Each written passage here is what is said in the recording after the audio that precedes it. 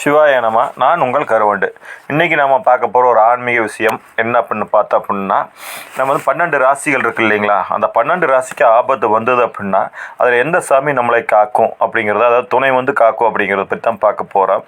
அதாவது உங்களுக்கு ஒவ்வொரு குடும்பத்துக்குமே சரிங்க, எந்த குடும்பமாக இருந்தாலும் அதுக்குன்னு தனியாக ஒரு குலதெய்வம் இருக்கும்.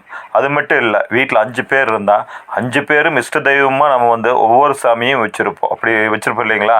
அந்த அப்புறப்பட்டவங்களுக்கு நம்ம வந்து அந்த ஒவ்வொரு வீட்டில் 5 ராசிகள் இருக்கும். இப்போ 5 பேர் இருக்கிறதுல 5 ராசிகள் இருக்கும், 10 பேருக்கு 10 ராசிகள் இருக்கும், 2 பேருக்கு 2 ராசிகள் இருக்கும். அந்த மாதிரி இருக்கும் போது அந்தந்த ராசிகளுக்கு எந்த சாமி நம்மளுக்கு ஆபத்தில் துணை வரும் அப்படிங்கிறத பற்றி தான் நம்ம பார்க்க போகிறோம். அதாவது ஃபஸ்ட்டு எடுத்து ஒரு பக்கபலமாக துணை வரும், இஷ்ட தெய்வமாகட்டும் குலதெய்வமாகட்டும் எதுவாக இருந்தாலும் சரிங்க, நம்ம கூட வர்றது யார் அப்படிங்கிறத பற்றி தான் பார்க்க போகிறோம். ஒவ்வொரு ராசிக்கும் பார்க்க போகிறேங்க. கரெக்டாக கவனம் வச்சுக்கோங்க. இப்போ மேச ராசினா இருக்கும் ஐயனாரும் கருப்பும் கண்டிப்பாக துணை வருங்க. ரிஷப ராசிக்கு கருப்புசாமி கூட என்னைக்கும் துணை வருங்க.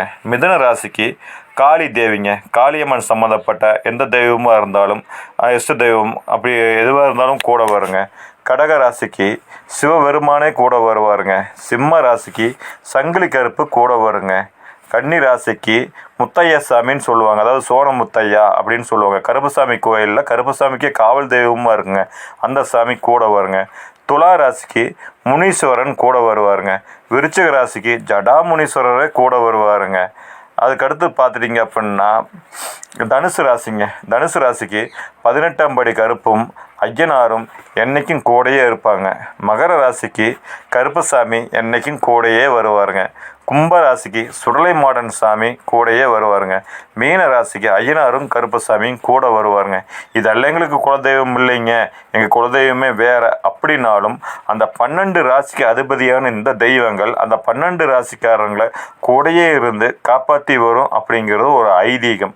அதனால் உங்களுக்கு எந்த தெய்வம் இஷ்ட தெய்வமாக இருந்தாலும் சரிங்க, எந்த தெய்வம் குலதெய்வமாக இருந்தாலும் இந்த 12 ராசியோட தெய்வத்தை நாங்கள் சொன்னோம் இல்லைங்களா, அந்த தெய்வத்தை வந்து நீங்கள் இஷ்ட தெய்வமாக ஏற்றுக்கிட்டு அதுக்கு ஒரு வழிபாடு போகிற போக ஒரு காற்று வாக்கில் செஞ்சுட்டு போங்க.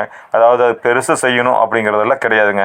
ஒரு சின்ன ஒரு காக்காசு கற்பூரம் வாங்கி ரோட்டில் பற்ற வச்சுட்டு போனாலே, இல்லை அந்த கோயிலுக்கு இருக்கிற திசையை பற்ற வச்சுட்டு போனாலே போதுங்க, அந்த சாமி என்றைக்கும் உங்கள் கூடையே வந்துட்டுருக்குங்க. இது எல்லாம் கவனத்தில் வச்சுட்டு நீங்கள் அந்தந்த சாமியை வேண்டிட்டு வாங்க, கண்டிப்பாக கட்டாயமாக நல்லதே நடக்கும். இது நம்பிக்கை உள்ளவே செஞ்சுட்டு வாங்க. நாங்கள் எல்லாத்தையும் செய்யணும்னு சொல்ல, உங்களுக்கு நம்பிக்கை இருந்தால் செய்யுங்க, செஞ்சுட்டு வாங்க. உங்களுக்கு தெரியும். இந்த சேனல் பிடிச்சதை சப்ஸ்கிரைப் பண்ணிக்கங்க, லைக் பண்ணிக்கங்க. அதாவது உங்களோட உதவி இருந்தால் எங்களுக்கு எப்போ மேலே வந்துகிட்டே இருப்போம். சிவாய நம.